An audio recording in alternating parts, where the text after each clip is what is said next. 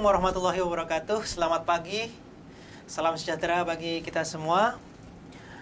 Hari ini saya kedatangan tamu yang luar biasa, sahabat Kopnet dimanapun Anda berada. Saya akan ditemani oleh salah satu ekonom di Sulawesi Selatan. Beliau adalah Bung Askar Al-Makassari. Selamat pagi, Bung. Pagi. Semangat, pagi, Bung. Bang Tony. Ya, semangat. Semangat ya. Wow, hebat. Bagaimana terkait aktivitas hari ini? Ya, alhamdulillah hari ini luar biasa. Walaupun hujan turun, tapi semangat kita tidak bisa hanyut. Tidak bisa hanyut. Saya sepakat air. dengan Bung Askar ini. Beliau, saya sedikit perkenalkan, beliau adalah mantan Dewan ya, Ekonomi Indonesia Sulawesi Selatan, juga founder dari Masjidpreneur, ya, sebuah gerakan keumatan berkaitan dengan ekonomi yang mewadahi para UMKM. Iya. Ya. Betul. Sekaligus beliau adalah ketua Ikatan Motivator Sulawesi. Kita akan banyak belajar di sini bersama Bung Askar. Anak-anak muda sekalian, sahabat Kopnet dimanapun berada, kita simak sama-sama pembahasan kali ini berkaitan dengan ekonomi umat secara makro. Ya. Silakan Bung Askar. Menurut Bung Askar bagaimana terkait perkembangan UMKM di Sulawesi Selatan ini? Ya, kalau kita melihat lebih luas kepada kondisi yang ada di Sulawesi Selatan khususnya, walaupun kita lebih melihat bahwa perkembangan UKM kita itu semuanya cukup menggembirakan. Ya, dari tahun ke tahun, dari waktu ke waktu kita melihat kecenderungan orang untuk berwirausaha itu sudah cukup meningkat. Ya, walaupun banyak hal yang mungkin masih perlu pembenahan, masih perlu diperbaikin, ya gitu. Pertama adalah mindset, ya. Jadi mindset pola pikir orang untuk berwirausaha ini yang perlu dibangun dari awal, gitu.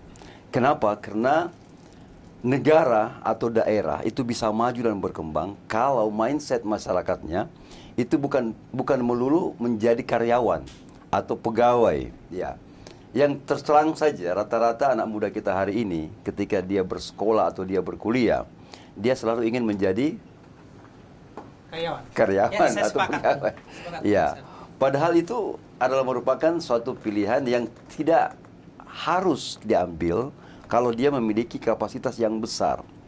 Nah, gitu. Nah, UKM kita inilah yang perlu didorong untuk bisa mengisi ruang-ruang dalam masyarakat kita, karena itu akan menentukan kemajuan dan kemakmuran masyarakat yang ada saat ini, terutama di Sulawesi Selatan. Ya, saya sepakat.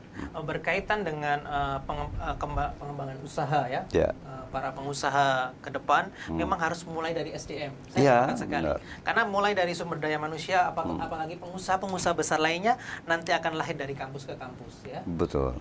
Dan sekaligus lahir dari masjid ke masjid seperti yang Bung Askar gagas, yaitu Masjidpreneur.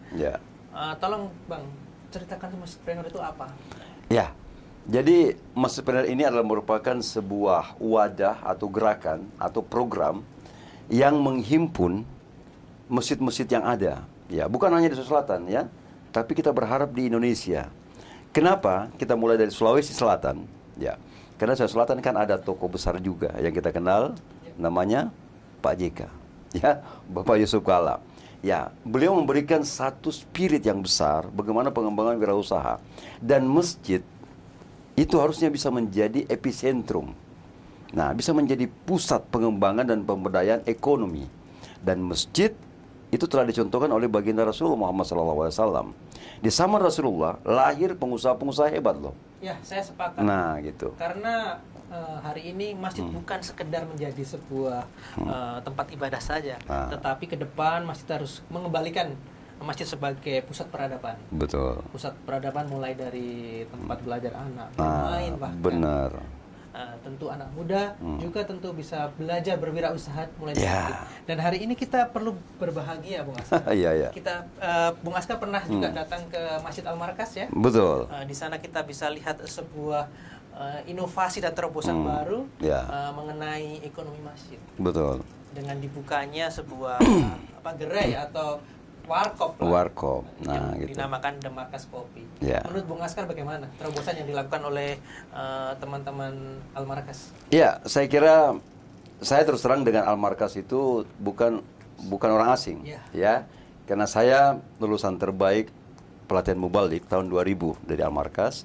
Nah, kemudian terus terang saja tahun ini saya sempat diberikan amanah untuk sedikit mengelola koperasinya, walaupun koperasi ini mengalami proses yang tidak mudah ya. Nah, tapi dengan terobosan yang ada saat ini, saya melihat ada suatu peningkatan yang signifikan. Ada sebuah optimisme ke depan. Nah, ada optimisme bahwa ternyata betul-betul Al-Markas ini bukan hanya menjadi masjid yang terbesar di Indonesia Timur, tetapi bisa menjadi pusat pengembangan ekonomi di Indonesia Timur. Dan alhamdulillah kemarin juga saya sempat sedikit ngobrol dengan ketua yayasannya, Pak Prof. Basri Hasanuddin, dan beliau sangat mensupport gerakan masjidpreneur terutama di wilayah Al-Markas. Ya, sedikit catatan. Saya tadi mendengar kalau tidak salah Bung Askar ini seorang ustadz juga ternyata ya, mubalik. Alhamdulillah. Jadi beliau sangat lengkap sekali berkaitan dengan ekonomi umat dan berkesinambungan. Beliau berawal dari seorang ustadz. Jadi kita tidak salah untuk belajar tentang ekonomi umat bersama Bung Askar ini. Mohon maaf Bung Askar, saya ingin ada sedikit dalam benak saya.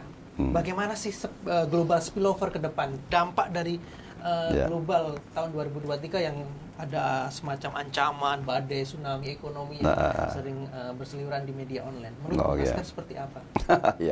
Jadi kalau kita melihat secara, kalau saya bahasakan global shocking namanya kan, jadi sebuah kejutan yang akan terjadi kemungkinan besar tahun depan di 2023. Namun Indonesia sebagai sebuah negara yang memiliki potensi besar, negara kepulauan, kita sebenarnya punya ketahanan yang bisa dibangun dari awal. Nah, salah satunya adalah ekonomi umat. Kenapa? Karena ekonomi umat ini adalah menggerakkan ekonomi lapis bawah yang piramidanya itu kan kita lebih besar sebenarnya. Kalau bisa dikata UMKM itu, menyumbang 60%. Ya bahkan lebih. Bahkan lebih dari kemarin PDB bahkan secara persentase kita itu ada 98% UMKM itu posisinya secara piramida ekonomi. Nah, artinya kalau ini bergerak, kita akan membangun ketahanan yang sulit untuk diterpa oleh badai krisis ini. Kan badai krisis ini kan ada 3 termasuk yang akan menghadapi global shocking ini. Yang pertama adalah krisis pangan, kemudian krisis energi, dan mungkin krisis keuangan, finance. Nah, kalau Indonesia punya ketahanan yang bagus, menumbuh kembangkan ekonomi dari lapis bawahnya, maka saya kira badai itu tidak akan terlalu banyak berpengaruh kepada Indonesia. Jadi Bung Askar sepakat ya bahwa Indonesia harus optimis menatap dari badai harus optimis. Saya sepakat, Bang. Selain dari kekuatan UMKM ke depan yang menyumbang sekitar 60% lebih, 60% lebih dari roda perekonomian di Indonesia ini, saya optimis karena Indonesia ini memiliki food and energy food energy, sumber daya yang cukup bagus, cukup banyak dan perlu potensinya kita gali. Kan kalau kita lihat data atau kita baca news yang update hari ini, global spillover itu berkaitan dengan food and energy crisis atau keamanan ketahanan terkait pangan dan energi. Bahwa itu adalah sumber daya yang dimiliki Indonesia. Jadi ketika Indonesia mampu memainkan peran berkaitan dengan pangan dan energi, sekaligus UMKM diberdayakan lebih optimal lagi, kekuatan ekonomi Indonesia akan kuat. Jadi saya sepakat tuh. Jadi ini merupakan sebuah challenge yang bisa menciptakan sebuah opportunity, sebuah peluang buat perekonomian Indonesia. Artinya ketika kita diterpa tantangan ini, kita bangkit. Kita bangkit untuk apa? Meningkatkan produksi kita. Jadi produktivitas kita selama ini kan rendah. Makanya dipikirkan bahwa ini akan menjadi masalah buat Indonesia. Tapi ketika produksi kita meningkat, bahkan kita bisa mengekspor nanti pangan dan energi keluar, ini akan menjadi peluang kan? Justru jadi pemain utama, bisa menjadi ekonomi global. Betul, menjadi global player kan, yang luar biasa ke depannya. Saya sepakat gitu. Itu. Kemudian kita harus optimis kepada teman-teman pada teman-teman sahabat Kopnet semua, kita harus optimis menatap ekonomi ke depan, apalagi teman-teman pengusaha muda teman-teman pengusaha muda di Sulawesi Selatan yang sering diskusi bersama saya, mereka khawatir bahwa tahun depan akan terjadi resesi dan ekonomi akan melambat gitu ya. Kalau lihat data dari kuartal 1, 2, 3 tahun 2022 ini, Bung Askar, ekonomi Indonesia itu bergerak positif. Terakhir kuartal 3 itu 5,7%. Jadi kita harus optimis. Kalau berdasarkan data yang saya kemarin baca, Bung Askar, sedikit menyampaikan, itu IMF justru optimis. Pertumbuhan ekonomi Indonesia tahun 2003 itu masih stabil di angka 5%. Jadi ini harapan baru buat para pengusaha, para pemain ekonomi Indonesia. Bung Askar seperti apa? Karena IMF, kemudian World Bank, kemudian ADB, itu kan semua memprediksikan bahwa Indonesia akan tetap berposisi di antara 5 sampai 5,3. Nah, ini kenapa bisa diambil posisi ini sebenarnya? Karena Indonesia ini sebenarnya engagement-nya kepada ekonomi global itu tidak terlalu besar. Artinya kalaupun resesi itu kuat menerpa negara-negara maju, Indonesia itu akan kena imbas terakhirnya. Bukan langsung, kan? Nah, kesempatan ini harus digunakan oleh Indonesia untuk meningkatkan kembali dia punya produktivitas. Produktivitasnya ini akan membuat posisinya di, katakanlah minimal di Asia atau di ASEAN itu meningkat lebih bagus daripada tahun sebelumnya, gitu. Berkaitan dengan isu dampak global yang terjadi tahun depannya, prediksi-prediksi yang sudah bermunculan tersebut, saya lihat Bung Askar, Indonesia memang saya sepakat bahwa dampak terhadap Indonesia kurang walaupun tidak terdampak langsung, karena Indonesia itu global impact terhadap Indonesia itu sekitar 25%. Ketergantungan kita terhadap global perekonomian. Yang berpengaruh itu sebenarnya hanya dari adanya invasi Rusia ke Ukraina. Kenapa? Karena Ukraina ini kan merupakan produsen energi, dan juga produksi dari pangannya gitu, atau gandum, Jadi gandum ini menjadi suatu kebutuhan besar di ranah global. Nah, gitu. Nah, kalau itu bermasalah, pasti inflasi akan naik, melonjak gitu. Ketika inflasi akan naik, otomatis suku bunga akan naik. Nah, berpengaruh. Dan kemungkinan Indonesia harus menaikkan suku bunga, Bung Askar, menurut saya. Kalau tidak menaikkan suku bunga, kemungkinan dikhawatirkan investor yang menanamkan modal di Indonesia akan dipindahkan ke Amerika. Betul. Jadi kalau kita melihat tentang suku bunga kita ini memang akan sudah diprediksikan, dia akan menyesuaikan juga dengan kondisi yang ada di negara-negara yang lain gitu. Nah, kalau katakanlah di Amerika, kan, itu kan sudah inflasinya sudah sangat tinggi gitu kan, sudah sampai 9, gitu kan. Kemudian kalau kita mungkin inflasinya sudah kurang lebih 4, sampai 5 malah. Tapi ini masih lumayan kita posisinya Kalau negara-negara yang lain bahkan sudah ada yang meroket bahkan sampai 70-50%. Itu luar biasa Nah, jadi antisipasinya ini adalah bagaimana memperkuat fundamental ekonomi kita. Tapi berkaitan dengan komoditi yang kita sekali ekspor, apalagi saya pelaku ekspor. Betul. Ini dampaknya saya masih 50-50, Bung Askar. Ketika melihat bahwa food and energy crisis menjadi sebuah problem ke depan, justru saya optimis karena Indonesia sebagai pemain kunci tadi atau international player yang disampaikan Bung Askar.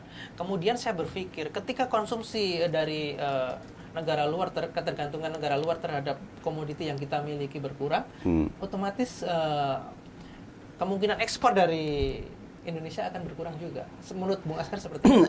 Jadi saya kira perekonomian global ini sebenarnya tergantung daripada stabilitas pertahanan dan keamanan. Artinya gejolak antara Rusia dan Ukraina ini kan menjadi sorotan utama bagi negara yang ada di dunia ini, terutama kemarin kan G20.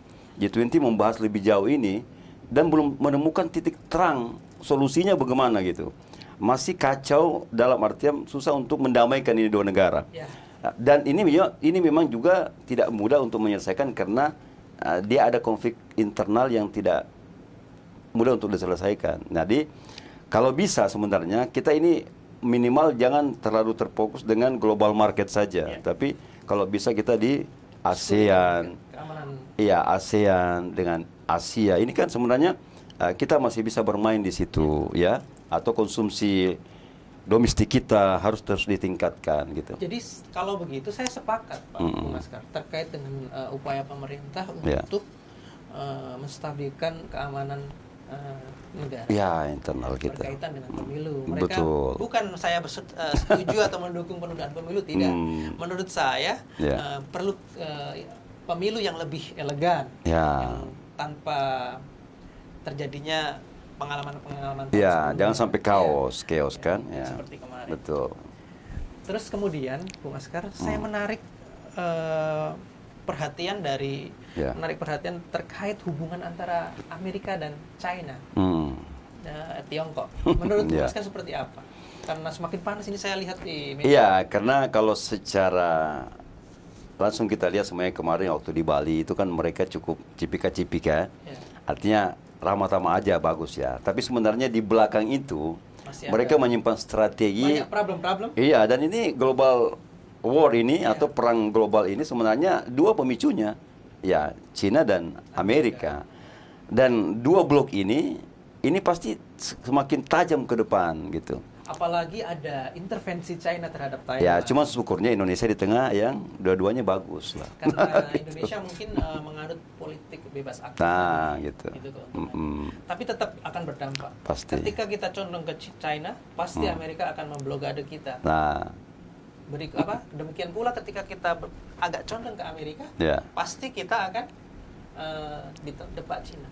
Kan harapan, tapi kita harus sadar bahwa Indonesia tidak bergantung pada Cina. Saya pernah melihat yang hoax itu kan, ternyata informasi terkait bahwa Cina investor terbesar di Indonesia itu tidak benar. Ternyata masih di peringkat 5 kalau tidak salah. Iya, jadi investor di Indonesia. Jadi yang besar, usah khawatir. Iya, yang besar itu kan Singapura sebenarnya. Jadi Singapura itu yang teratas untuk memberikan investasi kepada Indonesia. Cina itu kayaknya urutan ketiga. Iya, ketiga. Nah, artinya ketergantungan kita sebenarnya harus dikurangin gitu. Yang perlu dibangun adalah independensi kita, bagaimana membangun country power kita, kekuatan negara kita gitu. Dan ini sangat diperhitungkan sekali. Makanya saya katakan tadi lebih fokus kita kepada area Asia atau ASEAN gitu. Karena kalau ASEAN kan kita yang terbesar. Kalau saya lihat itu, Bang, sekarang pemerintah ini berisi orang-orang pandai juga, orang pintar, yang insya Allah juga NKRI-nya kuat juga ya. Saya lihat kayak Bung Bahlil. Pak Bahlil. Investasi menyampaikan bahwa SoftBank mendikte kita. Beliau mau SoftBank mau investasi ke Indonesia di IKN, tapi mereka mau mendikte kita harus tolak mereka. Kita harus mencari invest yang harus fair ketika mau berbisnis. Harus cincai istilahnya beliau. Iya, betul. Hanya menguntungkan untuk negara, menguntungkan untuk para pengusaha, kan begitu. Iya, jadi saya kira sepakat dengan Bang Bahlil itu bahwa kita harus punya nilai atau value yang diperhitungkan oleh negara-negara lain dan lembaga-lembaga besar dunia. Kita harus punya bargaining. Iya, bargaining position kita harus tinggi dengan cara apa? Ya, termasuk juga ketimpangan yang terjadi di Indonesia itu harus diturunkan gitu kan. Sekarang kan gini rasio kita ada kurang lebih 0,39, 0,38. Ini kalau perlu diturunkan lagi gitu supaya tidak terjadi ketimpangan antara si kaya dan si miskin. Kemudian tingkat pengangguran kita harus tekan lagi supaya banyak orang yang bekerja. Ya kan, apalagi kemiskinan kita. Nah, gitu harus makin ditekan gitu. Bung Askar, saya di berbagai sektor di Indonesia ini ada berbagai problem-problem yang dihadapkan dalam dua hal.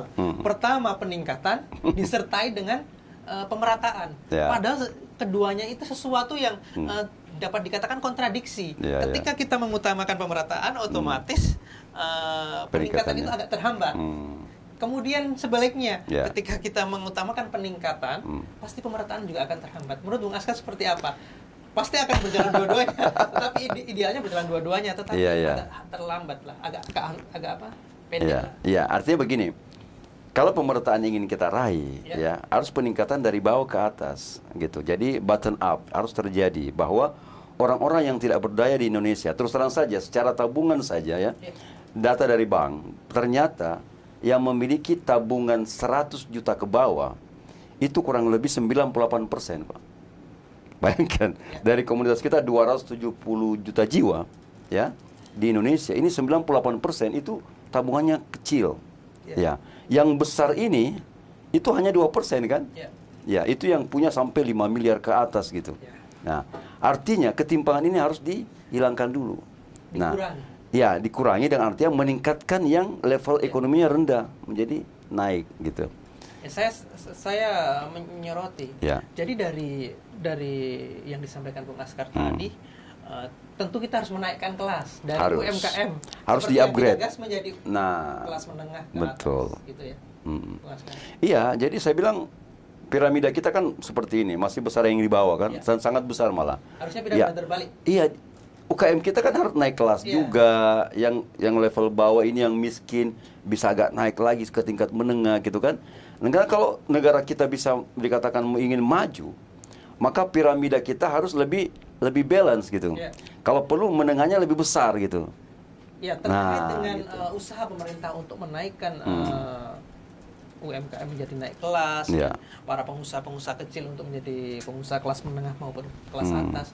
Menurut Bung Askar, pemeran pemerintah sejauh ini bagaimana? Berkaitan dengan regulasi, kebijakan-kebijakan berkenaan dengan para pengusaha dan ekonomi seperti apa? Ya, saya kira peran pemerintah sangat harus ditingkatkan lebih keras lagi. Kenapa? Karena terus terang saja tingkat literasi kita tentang ekonomi, tentang digital, tentang bisnis itu masih rendah terus terang saja ya. Kita terus terang saja secara IPM atau Indeks Pembangunan Manusia atau Human Development Index, kita itu 130 dari 199 negara di dunia. Nah, ini yang harus dinaikkan dulu. Lumayanlah kalau kita sampai 100, angka 100 atau mungkin kalau bisa masuk ke 50. Karena kalau dari situ kita akan bisa menilai bahwa Indonesia ini akan memiliki tingkat pendapatan yang bukan lagi middle income trap yang terjadi sekarang. Kita akan naik lebih tinggi lagi gitu. Kalau menurut Bung Askar, ketika kita berharap prediksinya kan tahun 2045 kita menjadi 4 besar ekonomi dunia setelah China, India dan kalau kita beruntung. Itu menurut Bung Askar seperti apa? Kita harus mampu memanfaatkan demografi yang pasti Tetapi langkah-langkah seperti apa? Apakah langkah-langkah yang ditetapkan atau dibuat pemerintah ini sudah on the track menurut Bung Askar? Ya, saya kira memang butuh gerakan yang lebih ekstra untuk pemerintah untuk mendorong sebuah transformasi lewat literasi yang lebih bagus gitu. Kenapa? Karena kualitas SDM kita kalau rendah, maka akan tidak mungkin menciptakan perekonomian yang jauh lebih bagus. Tapi kalau dengan kualitas SDM kita jauh lebih bagus, maka kedepannya Indonesia akan bisa saja masuk di 3 besar, Pak. 3 besar. Bisa masuk 3 besar. Kalau melihat sejauh ini, bagaimana peran perguruan tinggi dalam memasok sumber daya manusia? Kan sumber daya manusia berkaitan dengan pendidikan Pendidikan bisa dilahirkan dari perguruan tinggi yang ada di Indonesia. Kita melihat bahwa perguruan tinggi terbaik di Indonesia masih 500 besar. Menurut Bung Askar seperti apa? Iya, saya kira problem di perguruan tinggi kita ini sebenarnya karena tingkat penelitian atau kemampuan dosen-dosen kita dalam meneliti atau mendapatkan sebuah inovasi itu masih rendah. Ini yang perlu ditingkatkan gitu.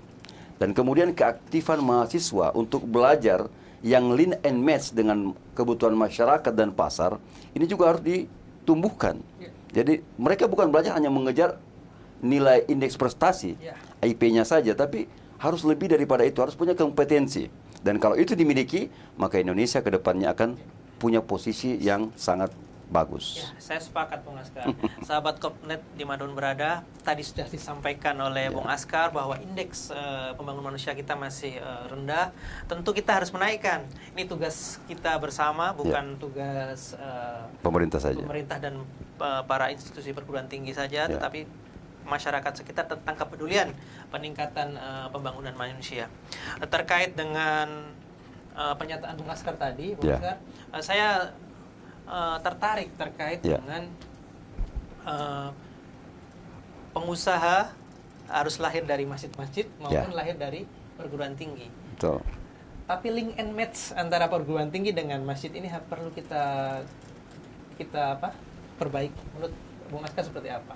Karena antara intelektualitas dengan spiritual intelijensi itu harus connect. Iya, harus berpadu kan, ya. Makanya kan kita harus mengkolaborasikan, dan Go Masjidpreneur ini sebenarnya dia posisinya sebagai kolaborator. Kolaborator yang bisa menghimpun potensi ekonomi dan entrepreneurship mulai dari government, kemudian akademisi, kemudian businessman, kemudian individual yang ada di masyarakat kita. Jadi perpaduan antara 4 elemen inilah yang akan kemudian menciptakan pertumbuhan entrepreneurship yang lebih signifikan di Indonesia ini. Saya kira itu. Sahabat Kopnet dimanapun berada, saya tanyakan ke Bung Askar langsung. Bung Askar, apakah bisa mendaftar di Masjidpreneur? Boleh, setiap saat terbuka untuk cara pendaftarannya seperti apa, Bung? Dan bisa dijelaskan ke teman-teman Kopnet, sahabat boleh, Kopnet dimanapun. Ya, boleh masuk di. Jadi kita ada community, jadi itu ada di Facebook, ya. Di Facebook kita ada Go Masjidpreneur Community. Anda bisa langsung daftar di situ, ya, dan tanpa bayaran, tanpa syarat. Ya, selama Anda betul-betul ingin mengembangkan ekonomi berbasis masjid. Dan kalau mau nomor teleponnya juga ada. Kita ada di 0812 4292 0084. Ya, terima kasih Bung Askar. Semoga teman-teman sahabat Kopnet semua mau ikut mengembangkan jejaring untuk menjadi pengusaha.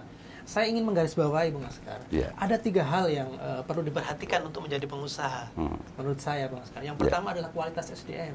Kualitas SDM dimulai dari pendidikan maupun lingkungan kita bergaul. Yang kedua, networking. Dalam sebuah bisnis, networking is everything. Adalah segalanya menurut saya. Dan yang ketiga adalah pembiayaan. Ketika kita punya 1, 2 dan belum punya 3, maka ketiganya akan menyusul. Tapi kalau kita punya 3, 1, 2 tidak punya, akan berat. Logikanya begini kalau saya Bung Askar. Ketika kita punya sumber daya manusia yang bagus, ya, sumber daya itu kan berkaitan dengan mentality juga, dengan amanah dan sebagainya. Kemudian punya sumber daya, punya networking, tanpa pembiayaan pun kita bisa menjadi perantara, ya, pencari fee lah. Tapi ke depan kan pembiayaan di Indonesia kan sudah terbuka lebar, mulai dari KUR, ada program-program pemerintah lainnya, ada dana hibah dari perusahaan NGO di luar negeri, ya, World Bank, IMF.